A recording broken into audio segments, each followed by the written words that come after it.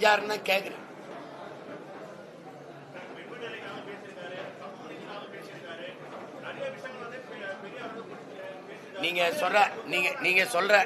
நீங்க சொல்ற பெண் விடுதலை இதுதானான்னு பாருங்க.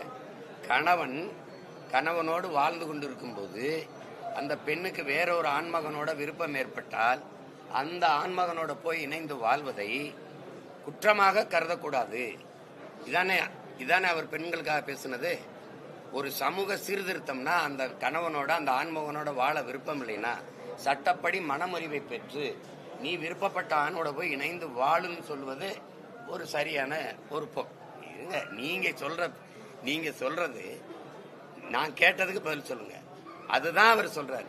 1971 சேலத்தில் நடந்த மாநாட்டில் 3ஆவதா போட்ட தீர்மானம், கணவனோடு வாழுகிற போது அந்த பெண்ணுக்கு கணவனை விட வேறொரு ஆண்மகனோடு விருப்பம் இருந்து அவனோட போய் உறவு வைத்துக் கொள்வதை குற்றமாக கருதக்கூடாதுன்னு இருக்கு. அந்த தீர்மானத்தை எடுத்து உங்களுக்கு அனுப்பிட்டா இல்ல? இதானே போராடி பெற்றது. படிக்க வச்சாரு, பெண்களை படிக்க வச்சாரு. படிக்க வச்சவன் எங்க தாத்தன் காமராஜ். மதிய உணவு போட்டா தான் பசியோடு பிள்ளை இருந்தா பாடம் மண்டையில ஏறாது. படிக்க ஒருவேளை சோறாது போட்டு படிக்க வைக்கணும்னு உலகம் பூரா கையேந்தினார்ல. கொடையாளர்கள் கொடை கொடுங்க, உங்களால முடிஞ்சதை கொடுங்கன்னு அரிசி கொடுத்தான், நெல் கொடுத்தான், விறகு கட்டையை ஏற்றி அனுப்புனா. பெரும் செல்வந்தர்கள் பொருள் கொடுத்தாங்க. அப்ப பெரும் செல்வந்தராதான் பணக்காரராதான் ஐயாவை நீங்க சொல்ற ஐயா ராமசாமி பெரியார் இருந்தாரு. எவ்வளவு நன்கொடை கொடுத்தாரு?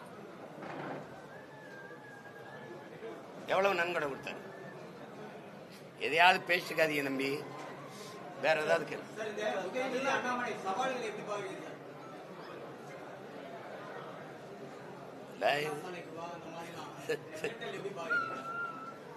சும்மா ஒருத்தர் பேசிக்கிறதா அது. அந்த நேரம் ரசிச்சுட்டு விட்டுருங்க. இந்த பூச்சாண்டி தான் அவன் காட்டுவாங்க. இந்த பூச்சாண்டிக்கு தான் நம்ம பயப்படக்கூடாது. நீ 356 தூயின் கலைச்சு விடு. மக்களுக்காக சண்டை போட்டு இந்த மாதிரி எனக்கு நிதியை தரல அப்படின்னா நான் என்னுடைய வரி வருவாயை உனக்கு தர முடியாது, என்னுடைய நிதியை தர முடியாதுன்னு சொல்லி சண்டை போடும்போது ஆட்சியை கலைச்சா மறுபடி தேர்தல் வரும்ல. அப்ப யார் வெல்லுவா? மக்களுக்காக நிக்கிறவன் எவனோ அவன் தான் வெல்லுவான். அந்த இடத்துலதான் நம்ம சமரசம் செய்யக்கூடாது. அப்படி பாய்ந்துதான் காவிரி நதிநீர் போச்சு, அப்படி பாய்ந்துதான் கச்சத்தீவு போச்சு, அப்படி பாய்ந்துதான் மாநில பட்டியலில் இருந்து கல்வி இந்திய ஒன்றிய அரசு எடுத்துட்டு போச்சு. இப்படி எல்லாத்தையும் பறி கொடுத்தோம். என்ன பண்ணி போயிருவா நீ? ஆட்சியை கலைச்சா மறுபடியும் ஆட்சிக்கு வர முடியாதா? சொல்லுங்க, வர முடியாதா? இப்படித்தான் இனத்தை கொல்லும் போது நீங்க இந்த பதவிக்கு பயந்து உட்கார்ந்து இருந்துதான் லட்சக்கணக்கா கொண்டு குடிச்சான். போயா அப்படின்னா மறுபடியும் மக்கள் தேர்வு செய்வான். அவ்வளவு மானம் கட்ட, உணர்வு கட்ட, ஒரு அறிவு கட்ட மக்கள் கிடையாது இவன். தன்மானமுக்கு ஒரு இனம். அப்ப நீ எனக்கு காசு கேட்டா கொடுக்க மாட்ட, பதவி ஆட்சியை கலைச்சு விடுவ. ஒத்த ஓட்டு வாங்க முடியாது நீ கலைச்சு விட்டீங்கன்னா பிஜேபி. அந்த இடத்துல திமிரா நிக்கணும். கலைச்சு விட்டு பாப்போம்னு சொல்லணும். என்ன மாதிரி கலைச்சிரு பாப்போம். கச்சத்தீவு மீட்பில் உன் நிலைப்பாடு என்ன? தேர்தல் நேரத்தில் ஐயோ கொடுத்துட்டாங்க நாங்க மீட்கணும் அப்படின்னு மோடி பேசினார்ல, ஏன் எடுக்கல? முல்லை பெரியாற்றில் எங்களுக்கான நதிநீர் உரிமையில பாரதிய ஜனதா கட்சி, காங்கிரஸ் கட்சி நிலைப்பாடு என்ன? காங்கிரஸ் கட்சிக்கு காவிரியில என்ன நிலைப்பாடு? கச்சத்தீவு மீட்புல என்ன நிலைப்பாடு? புதிய கல்விக் கொள்கையில பாரதிய ஜனதா காங்கிரஸுக்கு வேறுபாடு என்ன? இந்த மும்மொழியில காங்கிரசின் நிலைப்பாடு என்ன? இவர்கள் தான் தேச ஒருமைப்பாட்டை சீர்குலைக்கிற தேச துரோகிகள். எனக்கிட்ட சொல்லாத. தூக்குல தொங்குனவன் பேரை உட்கார்ந்துருக்கேன். நாட்டு விடுதலைக்கு போராடி செக்கிழுத்தவன் பேரை நிக்கிறேன். நீ என்ன எத்தனை பேர் பண்ண? நீ பகத்சிங் செத்தான், அவனுக்கு உனக்கு சம்பந்தம் இருக்கா?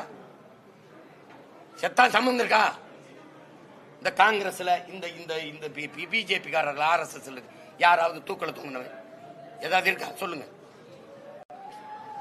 நாட்டு விடுதலை, நாட்டு பற்ற பற்றி தமிழர்கள் எங்களுக்கு எவரும் போதிக்க வேண்டியதில்லை. இந்த நாட்டில் எங்களுக்கு நாட்டு பற்று. என இந்த நாடு என் நாடு, பாரத நாடு, பைந்தமிழர் நாடு. மறுத்து பேசுவார் யாருங்க? அண்ணல் அம்பேத்கருடைய அரசியல் சாசனத்தை நீ ஏற்பதா இருந்தால் இந்த நிலப்பரப்பு முழுதும் தமிழை தாய்மொழியாக கொண்ட நாகர்களே பரவி வாழ்ந்தார்கள். இந்த கூற்றை ஏற்கிறீங்களா, எதிர்க்கிறீங்களா? சும்மா வந்துகிட்டு எங்களை தேச துரோகிங்கிறது அதுங்க. நான் கேட்கறது என் உரிமை. ஒரு இறையாண்மை கொண்ட தேசிய இனத்தின் உரிமையை கேட்கிறோம். நீ அதை எடுத்து வச்சுக்கிட்டு தர முடியாது. இதைத்தான் நீ படிக்கணும், இதைத்தான் குடிக்கணும். தாய்மொழியை விட்டு அப்புறப்படுத்தி தாய்மொழியை படிக்க வாய்ப்பு இல்லாமல் இருக்கிறது மிகப்பெரிய கொடுமை. பெரிய இன அழிப்பு. தம்பி மறுபடியும் சொல்றேன், ஒரு போரை நடத்தி ஒரு நாட்டை அழிக்கிறீங்க, ஒரு இனத்தை அழிக்கிறீங்க. ஆனால் இப்போ ஒரு 1000 பேரை விட்டுட்டீங்க. இப்ப எங்களை ஈழத்துல அழிச்சிட்டீங்க, என் நாட்டை அழிச்சிட்டீங்க. ஆனால் எங்களை கொஞ்சம் பேரை ஒரு 10 லட்சம் 15 லட்சம் பேரை விட்டுருக்கீங்க. என் இனம் உயிர்ப்பிச்சிடும். இப்ப எங்களெல்லாம் போர் நடத்தி அழிச்சிட்டீங்கன்னா, ஒரு 1000 குடும்பங்களை விட்டீங்கன்னா கூட நாங்க என் மொழி என் இனம் உயிர்ப்பிச்சிடும். ஆனால் என் மொழியை அழிச்சிட்டீங்கன்னா என் இனம் எப்படி வரும்?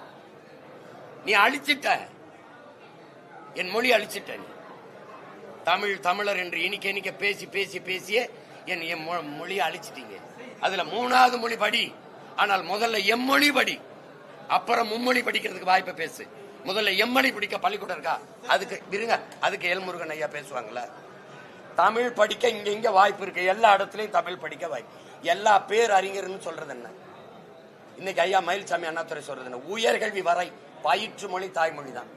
அண்ணல் காந்தியடியை சொல்ல, தாய்ப்பால் போல தமிழ் பிள்ளைகளுக்கு தாய்மொழி கல்வி அவசியம். உலகத்தின் நோபல் பரிசு பெற்ற எல்லா பேரறிஞனும் தாய்மொழியில் கற்றவன்.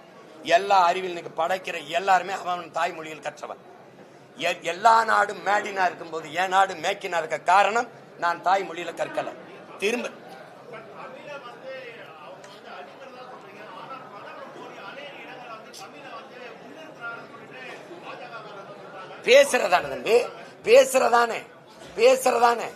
பேசுறதானே இந்திய நாடாளுமன்ற கட்டடத்தின் வாசல்ல இருக்கிற கல்வெட்டுல, அந்த வளாகத்தில் இருக்க கல்வெட்டுல சமஸ்கிருதத்துல கல்வெட்டு இருக்குது. அங்க இருக்கிற கல்வெட்டுல இந்தி இங்கிலீஷ்ல இருக்குது, சமஸ்கிருதத்துல இருக்கு. 26,000 பேர் தான் மொத்தமா பேசுறாங்கன்னு எனக்கு தெரியாது, நீங்க தான் கொடுத்திருக்கீங்க.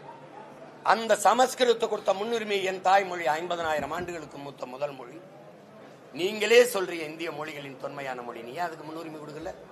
வெற்று வார்த்தையா பேசுறது திராவிடங்க மாதிரி தமிழ் வாழ்க தமிழ் வாழ்க. அப்பா ஆப்ல நீங்க படிச்சு பாருங்க, அப்பா அது எப்படி போட்டிருக்கு? அது தமிழா தங்கிலீஷா?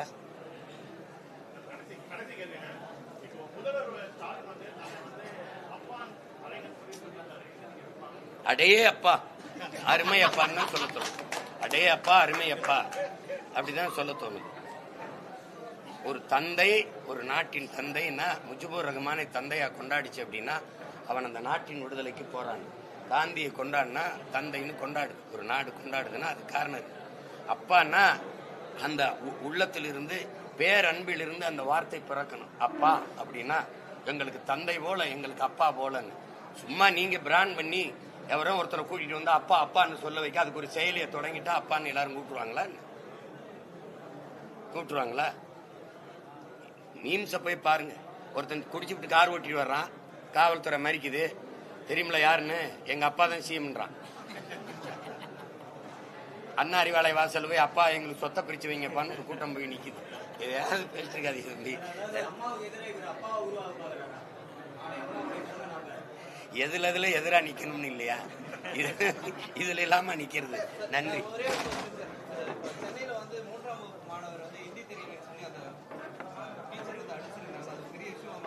இப்ப தம்பி கேட்ட கேள்விக்கு நான் பதில் சொல்றேன். இந்திய திணிக்கலன்றீங்களா? இப்ப தம்பி பதில் சொல்றாரு பாருங்க. 3ஆம் வகுப்பு பிள்ளைக்கு இந்தி தெரியலன்னா வெளியில அடிச்சு விரட்டுறாங்க. இந்திய திணிக்கலன்னு சொல்ற பெருமக்களுக்கு சொல்லு.